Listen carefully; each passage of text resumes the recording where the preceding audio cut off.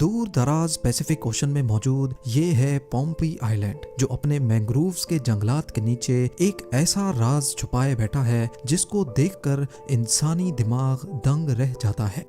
Pompey island کی تنہائی کا اندازہ لگایا جائے تو اس کے سب سے قریب پاپا نیو گینی ہے، اور وہ بھی یہاں سے 1900 کلومیٹر دور ہے، اور دوسرے نمبر پہ جاپان ہے جو کہ 3600 کلومیٹر دور۔ اوپر سے دیکھا جائے تو پومپی آئلینڈ صرف جنگلات اور مینگروو سے بھرا ہوا ہے، لیکن حقیقت میں اس جنگل کے نیچے چھپا ہے روحوں اور آتماؤں کا شہر۔ جی ہاں، ایک ایسا شہر جہاں یہاں کے لوکلز جانے سے ڈرتے ہیں۔ ایسا مانا جاتا ہے کہ اگر کسی نے یہاں جانے کی کوشش کی یا اس شہر کے بارے میں بات کرنے کی بھی کوشش کی تو ان کی موت ہو سکتی ہے۔ نین میڈول نامی یہ شہر پومپی آئلینڈ کے ایسٹ میں فارسٹ کے نیچے چھپا ہوا ہے۔ یہاں جانے کے لیے پہلے پومپی آئلینڈ کے کنگ سے پرمیشن لینی پڑتی ہے، اور ایک خاص رسم پوری کرنے کے بعد کاوا کے پودے کی جڑوں سے بنائی گئی ایک انوکھی ڈرنک پلائی جاتی ہے، جس کو ایک پتھر پر رگڑ رگڑ کر بنایا جاتا ہے۔ ایسا مانا جاتا ہے کہ یہ ساری رسم پوری کرنے کے بعد نین میڈول کی آتمائیں حملہ نہیں کرتی۔ جنگل میں جانے کے بعد بھی نین میڈول کو پوری طرح سے نہیں دیکھا جا سکتا، کیونکہ مینگرووز اور ان کی جڑوں نے یہاں بنے اسٹرکچرز کو پوری طرح چھپایا ہوا ہے۔ گھنے جنگل کے بیچ چھپا یہ ہے یہاں کا سب سے بڑا اسٹرکچر، جس کو 800 سال پہلے پتھروں کے بڑے بڑے پلرز کی مدد سے بنایا گیا تھا۔ یہ خاص پتھر بسالٹ راک کہلاتا ہے، جو لاوا کے ٹھنڈے ہونے کی وجہ سے بنتا ہے۔ ایک ایک پتھر کا سلیب کم سے کم بھی 5 ٹن وزنی ہے، یعنی قریب 4 سیڈان گاڑیوں کے برابر۔ پر یہاں کچھ ایسے پتھر بھی ہیں جن کا وزن 70 ٹن یعنی 70,000 کلوز تک بھی ہو سکتا ہے۔ اتنا زیادہ وزن آج کل کی ایڈوانسڈ مشینری کی مدد سے اٹھانا بھی کافی چیلنجنگ ہو سکتا ہے۔ تو سوچیں یہ کام 800 سال پہلے پیسیفک اوشن کی ویرانیوں میں کیسے کیا گیا ہوگا۔ اس پہیلی کی دلچسپی گیزا کے پیرامڈز اور ایسٹر آئلینڈز میں بنے پتھروں کے اسکلپچر سے ہرگز کم نہیں ہے۔ سب سے بڑی بات یہ ہے کہ آس پاس کا سارا ایریا صرف کورل ریف اور جنگلات سے بھرا ہوا ہے۔ یہاں اس قسم کے پتھر موجود ہی نہیں ہیں، تو پھر آخر یہ پتھر لائے کہاں سے گئے اور ان کو اٹھایا کیسے گیا ہوگا؟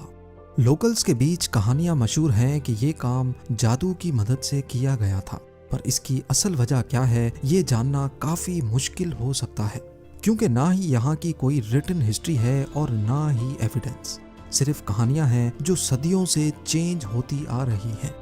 اس پورے شہر کو اچھی طرح اسٹڈی کرنے کے لیے یہاں کے مینگرووز کو کاٹنا بہت ضروری ہے۔ فزیکلی یہ کام تو پاسبل نہیں، اسی لیے ٹیکنالوجی کی مدد لینے کا فیصلہ کیا گیا۔ لیڈار اسکیننگ ڈیوائس کو ڈرون میں انسٹال کر کے اس پورے ایریا کی اسکیننگ اسٹارٹ کی گئی۔ لیڈار کی ویوز درختوں کے بیچ میں سے تو گزر سکتی ہیں، لیکن ٹھوس پتھروں سے ٹکرا کر واپس لیڈار ڈیوائس میں ریکارڈ ہو جاتی ہیں۔ لیڈار کے اس ڈیٹا کی مدد سے اب اس پورے ایریا کا ایک 3D ماڈل بنایا جا سکتا ہے۔ لیڈار اسکین کمپلیٹ ہونے کے بعد جو رزلٹ سامنے آیا اس نے اس پورے ایریا کے چھپے ہوئے اسٹرکچرز کا ایک شاندار منظر پیش کیا۔ یہاں درختوں کے نیچے چھپے قریب 90 اسٹرکچرز ابھر کر سامنے آ گئے۔ اس میں ریزیڈینشل کمپلیکسز، ٹیمپلز اور ریچول پلیسز بھی تھیں۔ ایک چھپے ہوئے ریچول اسٹرکچر کا جائزہ لیا گیا تو اس میں 800 سال پرانا سکاؤ پاؤنڈنگ اسٹون ابھی بھی موجود تھا، وہی پتھر جس پر کاوا کی جڑوں کو رگڑ رگڑ کر سکاؤ نامی یہ ڈرنک آج بھی بنائی جاتی ہے۔ مزید انویسٹیگیشن کی گئی تو معلوم پڑا کہ اصل میں ہر ایک اسٹرکچر ایک الگ مین میڈ آئلینڈ پہ بنایا گیا ہے، اور ان تمام آئلینڈز کے گرد بڑے بڑے پتھروں سے آرٹیفیشل سی وال بھی بنائی گئی تھی تاکہ سمندری لہروں سے بچا جا سکے۔ کیا یہ کوئی سپر ہیومنز تھے یا پھر واقعی یہ کام آتماؤں یا جادو کی مدد سے کیا گیا تھا؟ بے شک چھوٹے ہی صحیح، لیکن مین میڈ آئلینڈز وہ بھی اس دور میں بنانا واقعی کسی چمتکار سے کم نہیں ہے۔ ایک طرف آج کی اتنی ایڈوانس ٹیکنالوجی کے باوجود بھی دبئی کے ورلڈ آئلینڈز واپس سمندر کی نظر ہو رہے ہیں، اور دوسری طرف نین میڈول میں بسنے والے 800 سال پہلے مین میڈ آئلینڈز کا پورا شہر بنائے بیٹھے تھے۔ आपको ये बात जानकर हैरत होगी कि नैन मेडोल के तमाम स्ट्रक्चर्स में लगे बसाल्ट रॉक का वजन 7 लाख टन से भी ज्यादा बनता है। ये इतना ही वजन है जितना 8 एयरक्राफ्ट कैरियर्स का होता है, या फिर दुनिया की सबसे बड़ी फ्रेट ट्रेन जो कि 8 किलोमीटर लंबी थी, ऐसी 8 ट्रेन्स का वजन नैन मेडोल के स्ट्रक्चर्स के वजन के बराबर बनता है। अब सवाल ये उठता है कि इतनी बड़ी तादाद में बसाल्ट रॉक यहाँ आया कहाँ से? पोम्पी आइलैंड की दूसरी साइड पे करीब 18 किलोमीटर दूर बसाल्ट रॉक की एक क्वेरी तलाश की गई, और वो भी दरख्तों ने छुपाई हुई थी। 150-200 फीट ऊंची क्वेरी पे चढ़कर देखा गया तो वहाँ हैरत अंगेज तौर पे अभी तक बसाल्ट रॉक के स्लैब्स मौजूद थे, जो शायद किसी वजह से यहीं पड़े रह गए। इन स्लैब्स पर धुएं और राख के निशानात पाए गए, जिससे ये जाहिर होता है कि इनके बीच में आग लगाकर ऊपर पानी डाला जाता था, जिससे बसाल्ट रॉक स्लैब्स की सूरत में क्वेरी से अलग हो जाते थे। पैसिफिक ओशन में 800 साल पुराने मैन मेड आइलैंड्स की पहेली का कुछ हिस्सा तो सॉल्व हो चुका था। अब बारी थी ये जानने की कि इन पत्थरों को क्वेरी से 18 किलोमीटर दूर नैन मेडोल तक कैसे ले जाया जाता था। जैसा कि आपने पहले जाना कि एक एक पत्थर 5 टन से 70 टन तक वजनी है। इतना ज्यादा वजन पोम्पी आइलैंड के बीच से ले जाना पॉसिबल नहीं है, क्योंकि स्टोन क्वेरी और नैन मेडोल के बीच ऊंचे पहाड़ों ने रास्ता रोके रखा है। इसका सिर्फ एक ही तरीका हो सकता है कि यहाँ से किसी तरह इन पत्थरों को ओशन तक पहुँचाया जाता था, और फिर आइलैंड की दूसरी साइड तक किसी बोट में रखकर पूरा गोल घूमकर नैन मेडोल तक पहुंचाया जाता था। इस थ्योरी को साबित करने के लिए नैन मेडोल के साथ सी फ्लोर को सोनार स्कैनिंग से सर्च किया गया। वहां 300 फुट की गहराई में कुछ ऐसे ऑब्जेक्ट्स स्कैन हुए जो शायद किसी भी तरह सी फ्लोर का हिस्सा नहीं लग रहे थे।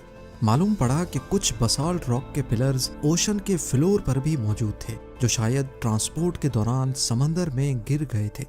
ये पिलर्स इस बात का सबूत हैं कि नैन मेडोल तक इतने भारी पत्थर समंदर के जरिए ही लाए जाते थे।